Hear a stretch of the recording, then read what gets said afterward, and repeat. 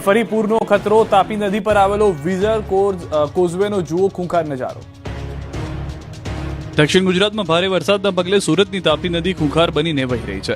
સુરતની તાપી નદીમાં 1 લાખ ક્યુસેક કરતા વધુ પાણીની આવક થઈ છે। ઉપરવાસમાં ભારે વરસાદને લઈ ઉકાઈ ડેમમાંથી તાપી નદીમાં પાણી છોડવામાં આવ્યું છે, જેના પગલે તાપી નદીમાં સતત પાણીનું લેવલ વધી રહ્યું છે। નદી તોફાની બનીને વહી રહી છે। સુરત તાપી નદી પર આવેલો વિયર કોઝવેનો લો લેવલ બ્રિજ પાણીમાં ગરકાવ થઈ ગયો છે। વિયર કોઝવે ભયજનક સપાટી 7 મીટર છે અને હાલ 7.90 મીટર ઉપરથી પાણી વહી રહ્યું છે। પાણી એટલી પુષ્કળ આવકમાં છે કે 5 વર્ષ ચાલે તેટલું પાણી દરિયામાં વહી જશે।